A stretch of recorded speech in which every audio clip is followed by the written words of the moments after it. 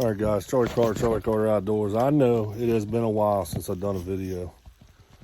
I had all intentions this summer of doing fishing videos, and went on a couple fishing trips. I did a one sea bass trip, did get some footage on that, and then when we did the Hawaii trip, family vacation, and we went on an offshore trip and took the cameras, GoPros, everything. Had all that stuff with us, ready to go, ready to do some filming.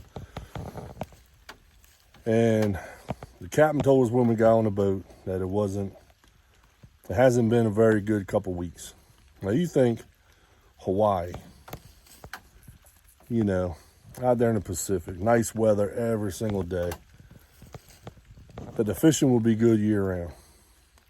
Well, he said in the last 3-4 weeks, nobody in the fleet in the area that we were at, we were right in Honolulu, nobody in the fleet had been catching anything for the last 3-4 weeks. So, but we were hopeful. So we went out, obviously, and trolled around for 8 hours and didn't even have a bite. So that's why we didn't get any footage from the Hawaii fishing trip, because there was nothing to film other than a nice boat ride around the Pacific Ocean, not very far off the coast in really, really deep water. But anyway, had other plans doing some other fishing, and with work and life and everything else, it just didn't happen. So here we are, hunting season. Again, I've been in the woods maybe 3 times. Had deer come by all 3 times. Nothing really wanted to shoot. So there's nothing been exciting on the hunting side. So here we are, trapping season. Now, this is December now, and I'm not even fully geared into trapping at this point in time. I only have a very few sets out. I plan on getting a couple pocket sets for mink in today. But I got these 2 beaver sets. Now, I started using these J3 Outdoors beaver rods. And when he brought to social media his design, I was all for it, gung ho. Heck yeah, let's do it. You got to make these things. We got to get these things on.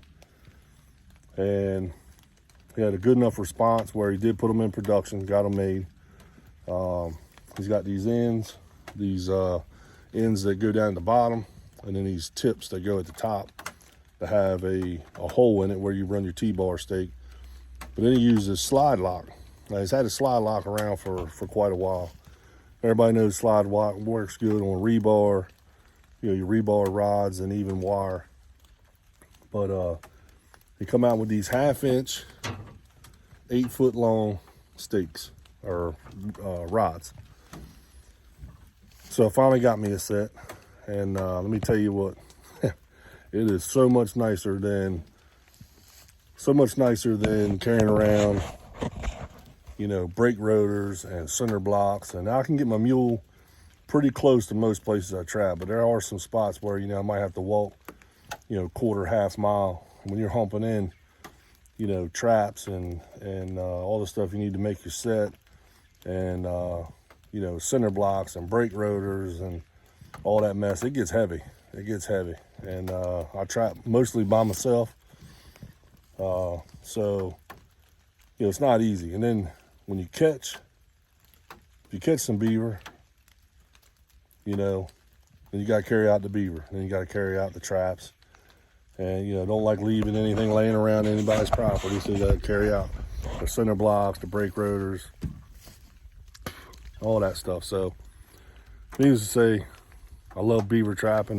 It's one of my favorite things to do, at least until we start getting more coyotes up here, and then, start getting into catching some of them yotes. But so far, no luck on those. They're not super abundant in our area, but they are populating pretty well.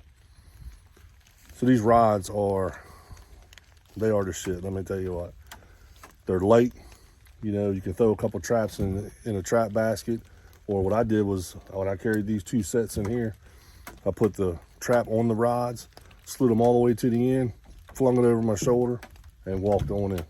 You know, it was about as easy as you can get.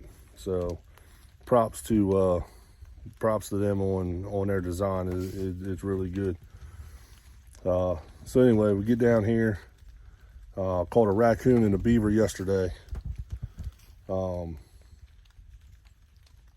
them out of here, got everything remade, reset, and come out here today. I didn't have anything in the one trap where I caught the raccoon yesterday. Nothing in the, I have a blind set and a dog proof trap over here too on a little coon trail. Nothing in it either. But I looked down to where I caught the beaver yesterday. And I noticed this white 8-foot fiberglass rod was not in the water. It was pointed back into the frag. So I was like, I kind of got an idea what that probably is, you know, unless it was I figured it was either a big beaver or an otter. And so we get back there, walk back there, and sure enough, this big old otter, you know, he's pretty good size.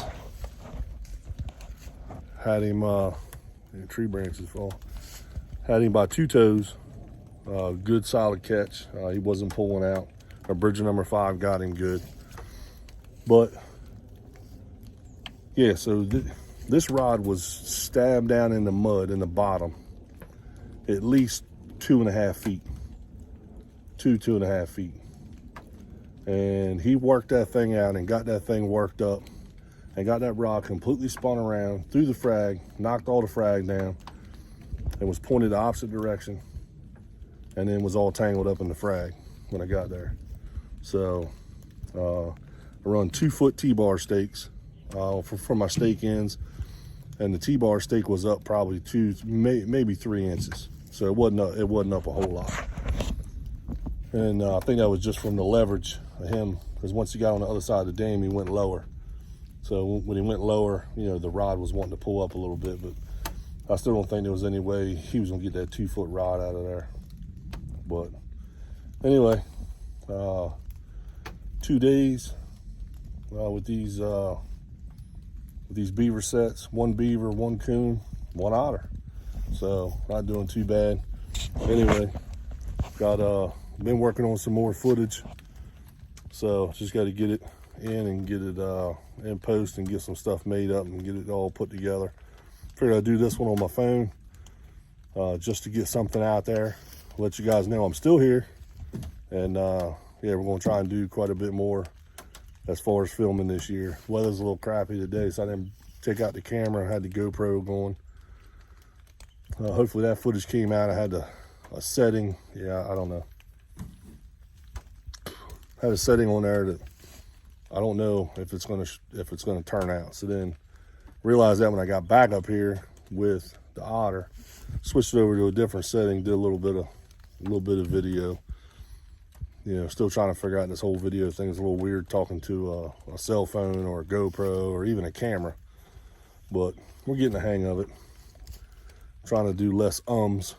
My wife gets on me about So you say too many times. It's like, well, this filming stuff is new to me and not very, it's a little awkward.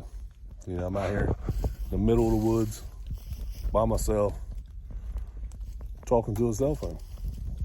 So at this point in time. But anyway, good couple days.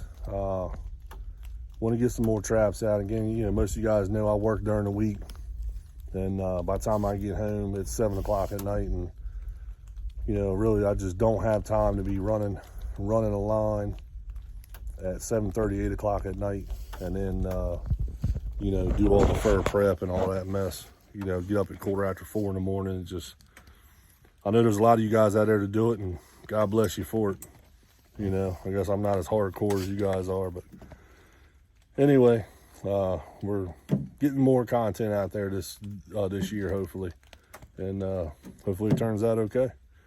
But anyway, stay tuned, more coming, And thanks for watching. Oh, if you do like the videos, hit that subscribe button, like it, share it, ring that little ding-a-ling bell so that you see any other episodes or videos that we post.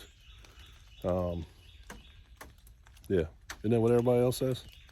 Anyway, if you like it, cool, like it, leave a comment. Tell me what I'm doing right, tell me what I'm doing wrong, tell me I'm an idiot, a dumbass, whatever. I got broad shoulders, I can handle it. And yeah, thanks for watching, and we'll be back.